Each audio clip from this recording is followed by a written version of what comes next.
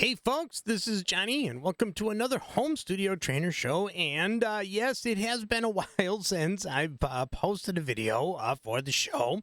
And yeah, I was hoping to get a video in every day for the month of July, but I had to take care of some family matters. My wife was in the hospital for a little while, and I had to take care of that situation. But now I am back. So if you look at the date in the corner, I'm just going to be showing what month these shows are going to appear on. So I'm still going to try to do the video a day, or at least every other day, so that we can actually get this thing rolling. So far I only have one member to the YouTube channel. So if you guys could, I would really appreciate it if you would hit the like button and the subscribe button and enable the notifications so you know when the shows are going to start. Hopefully I can keep on a regular basis here. And if you really could, become a member of the Home Studio Trainer channel, and there are three nicely affordable levels that you can actually contribute to keep the show going. So I'm going to do my best to be a little bit more consistent. So what we're going to look at today is we're going to look at my brain has absolutely stopped. We're going to look at the scratch pads. And what we're going to do is I'm going to show you how the scratch pads become the main part of your mix. Whenever you actually select them and you make changes to a scratch pad, you really don't have to promote changes over to the main part. You can if you want, but you don't have to. I usually keep things in the scratch pad and keep the original version in the original song structure part of the window and just mix from the scratch pads if I need alternate mixes. I'm going to show you guys how to do that. All right, so let's do this. Let's go ahead and go to the classroom, and you can see I've got my song here. This is the song Forgiveness. Something I said and done. So what I'm going to want to do here is I'm going to want to make a couple of different versions, and I want to do mix downs of these different versions. So we're going to make an instrumental. We're also going to make an acoustic version, and we're going to mix them down from the scratch pads. A lot of people think that you have to promote those changes over to the main mix, and that's absolutely not so. So let's see what we've got here. What are we going to do here? We are going to go ahead and open up a scratch pad just like this. Okay, so here's the new scratch pad. So what makes this nice is whenever you are working either in the main window or on a scratch pad, if you select it and the numbers turn white, you know that you are now in this scratch pad, or this scratch pad is in focus. So what I'm going to do is I want to take this whole song, and it is so much easier working with the arranger tracks. I can, if I want to, I can highlight all of the events and move them over, but I like working with the arranger. So I'm going to go and highlight all of the arranger tracks. I'm going to grab the first one and drag it straight over into the scratch pad. Now the scratch pad is in focus. I'm going to click overview. Boom, there we go. So now we got two versions of the same song. If I am in this and I hit play,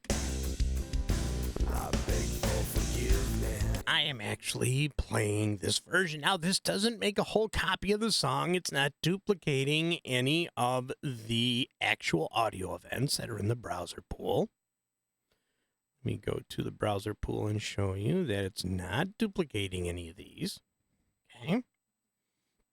So what it's making a copy of is it is making a copy of the events themselves. And remember now, the events are basically like little playback machines. They only play back the portions of a particular audio track that is in the pool and that is highlighted. Whoops, I think I actually moved something. Yeah, there we go.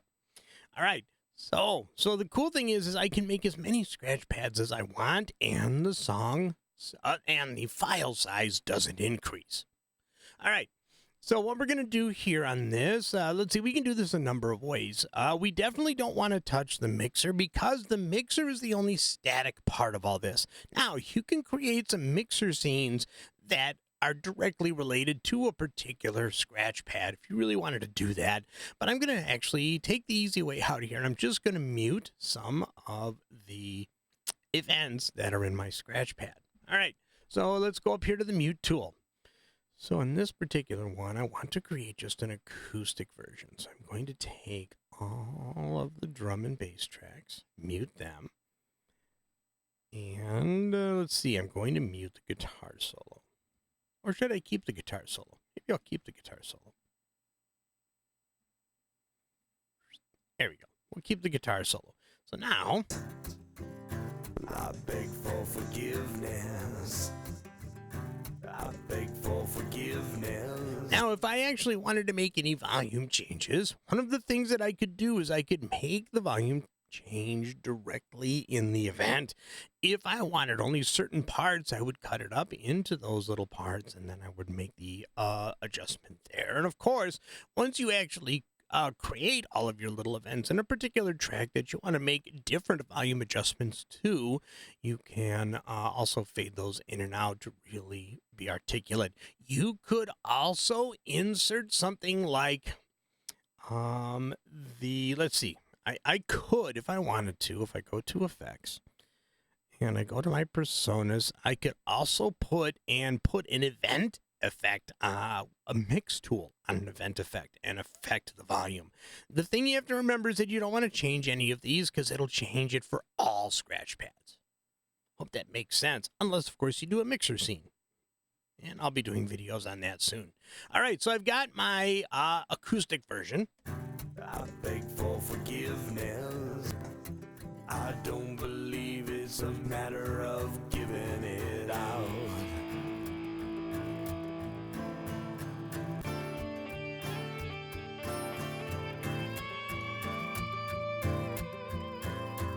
All right, so what do I want to do now? That's there. So what I'm going to do is I'm actually going to go to the scratch pad. I'm going to rename this one to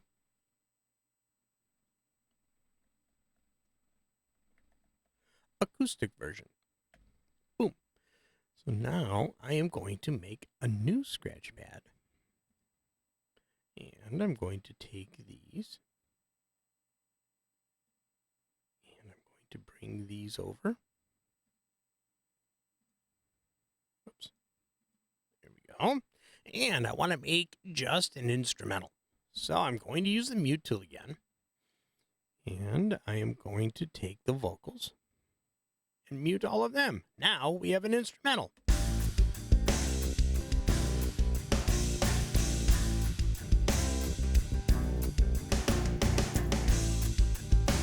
Perfect. All right, so now I want to mix these down into their own files. I'm going to go back to the arrow tool. And let's see here. I am going to go to Song and Export Mix Down. Now, I have shortcut buttons on my toolbar, so I could do that too. But since most of you don't have this toolbar, I can go ahead and say Export Mix Down. And there we go. So now you have to look carefully. If you're going to make a mix of a particular scratch pad, you have to make sure, let me close this real quick. You have to make sure it is in focus. So right now I have, oh, here, let me actually rename this. This is my instrumental. All right, so you have to make sure that you're in the scratch pad that you want. Make sure it's in focus by looking at the numbers, making sure that they're not grayed out like they are over here. We'll go to Song, and we'll go to Export Mix Down. And we will, let's see here, we got, okay, so this is going to be the instrumental, so I'm going to change the title to Instrumental.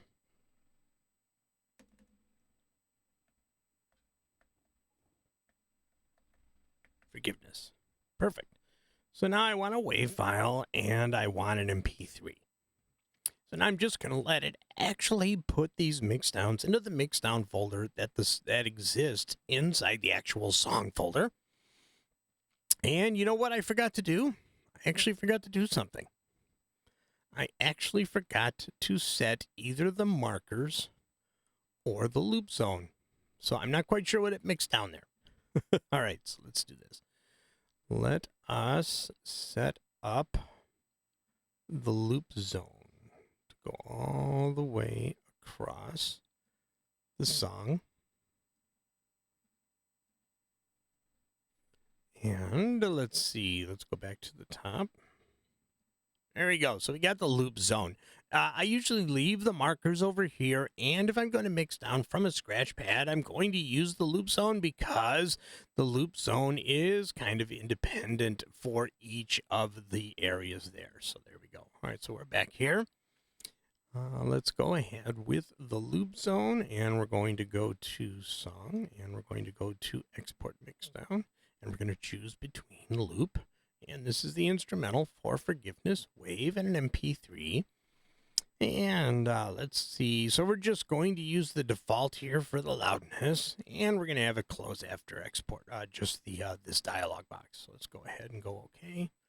Now, there we go. It's taking a little longer because it's doing the whole song instead of just the little loop zone that used to be selected. All right, so let's see how this works. And once it is actually exported, it will actually show me where it put the file.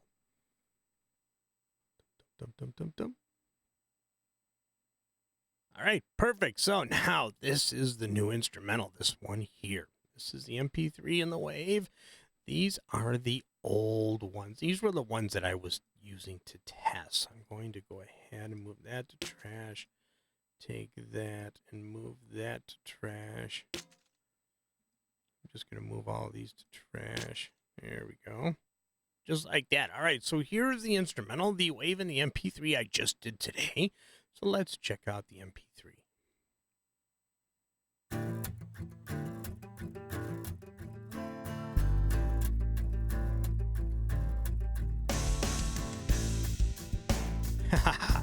Nice.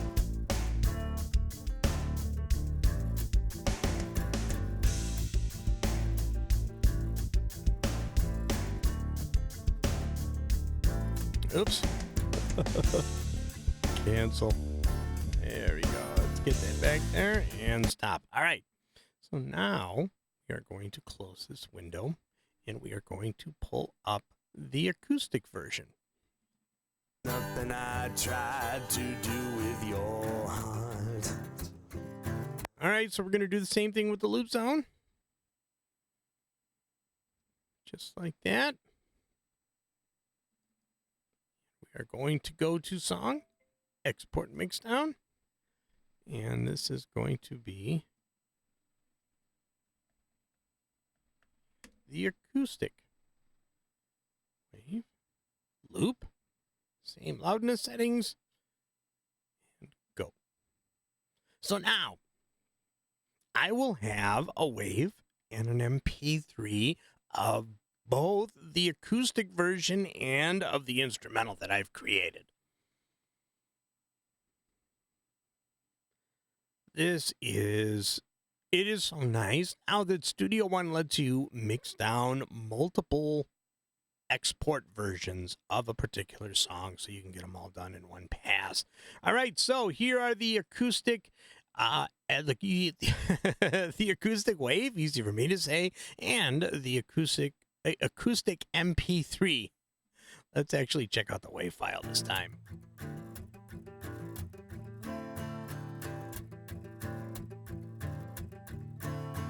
I've got a reason to feel in this way. Nothing I said will make it ever go away. I know I've done wrong, and that pretty much takes care of it. I was the fool. I was the dope. Oops. Something I said and done. There we go.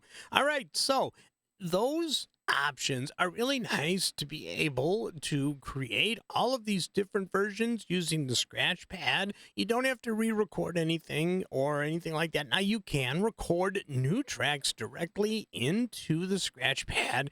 You just have to remember that when you do that, it will add it to the list going forward here. So you will actually have a track itself in all of your scratch pads, but you'll only have events that were recorded in there for the inside the scratch pads that you actually recorded into.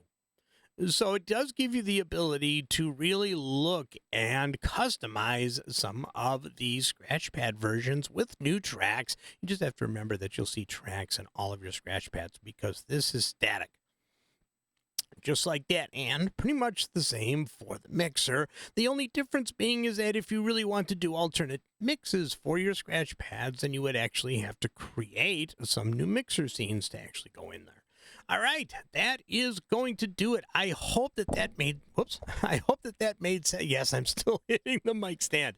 I hope that that made sense for you guys in order to use the scratch pads to their full potential. And I think that is their full potential right there. And it is such a flexible and a creative way to make new versions of your songs without having to customize the original one that you have. And then when you're done, you can actually remove the scratch pads. Oh, now see, here's one thing I could have done. Instead of creating a new scratch pad and moving the arranger track over again, I could have just said duplicate scratch pad and then just customize that one.